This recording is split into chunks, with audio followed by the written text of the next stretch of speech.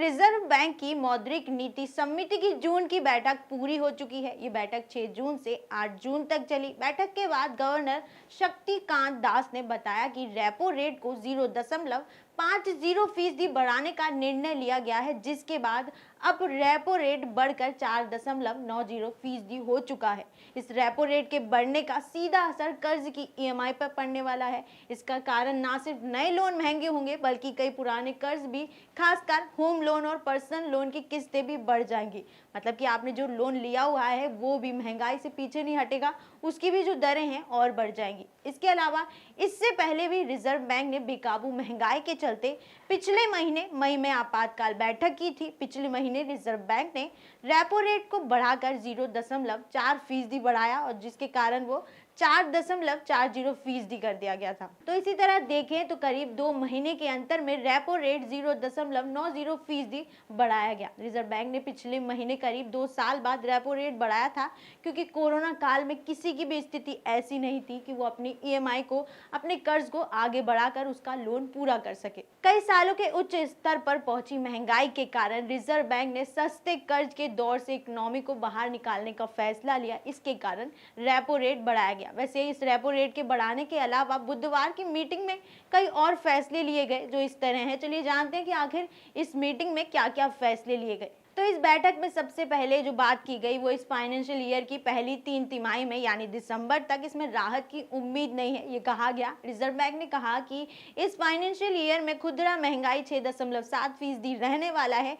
इसकी दर पहली तिमाही में 7.5%, दूसरी में 7.4%, तीसरी में 6.2% और चौथी में 5.8 रहने वाली है। महंगाई बढ़ने में 75% जो हाथ होगा वो खाने पीने वाली चीजों का होगा, उसी की महंगाई धीरे धीरे बढ़ाई जाएगी। वहीं अप्रैल और मई में इकोनॉमी एक्टिविटीज में सुधार हुआ। जीडीपी की ग्रोथ रेट धीरे धीरे कोरोना काल के बाद पार हो चुकी है। स्थिति अच्छी हुई। 21-22 के लिए 8.7% रहने के अनुमान है।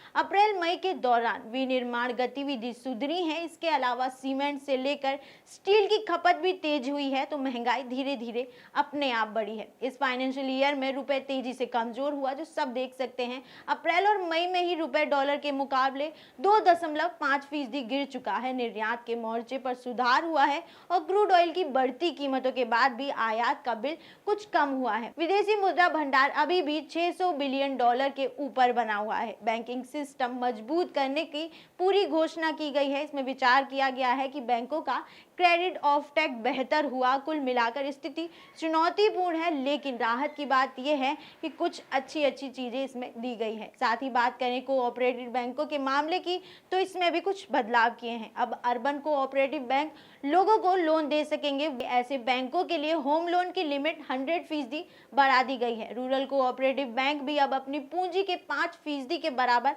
हाउसिंग लोन दे पाएगा। इसके साथ ही इस बैंकों को डोर स्टेप बैंकिंग सर्विसेज शुरू करने की सुविधा भी दी गई है। तो यूपीआई के लिए इस बैठक में काफी अहम फैसला लिया। अब यूपीआई के जरिए सिर्फ सेविंग और करंट अकाउंट से ही नहीं, बल्कि क्रेडिट कार्ड से भी आप पेमेंट कर सकेंगे, उसे भी लिंक कर सकते हैं अपने यूपीआई से। रिजर्व बैंक ने डिजिटल लेन देन को बढ़ावा देने के लिए क्रेडिट कार्ड से यूपीआई पेमेंट्स की सुविधा देने का निर्णय लिया है। इसकी शुरुआत रुपए क्रेडिट कार्ड से की जाएगी। बाद में मास्टर कार्ड और वीजा समेत अन्य गेटवे पर ब्रेड क्रेडिट कार्ड के लिए सुविधा दी जाएगी। गेटवे पर बेस्ड क्रेडिट कार्ड से भी सुविधा शुरू की जा सकती है। रिजर्व बैंक ने इसके साथ ही सब्सक्रिप्शन वाले पेमेंट्स को भी आसान बनाने का फैसला लिया है। ई मैंडेट को अनिवार्य करने के बाद रिजर्व बैंक ने ऐसे ट्रांजैक्शन के लिए एक लिमिट तय की है। अब लिमिट को 3 गुना बढ़ा दिया जाएगा। इसके बाद जो भी अनाउंसमेंट होगी वो एक और बैठक के बाद होगी। ये बात इस मीटिंग में की गई है। अब आने वाले समय में बैठक में क्या फैसले लिए जाते हैं वो तो बाद में ही पता चलेगा। वैसे आपको क्या लगता है, जो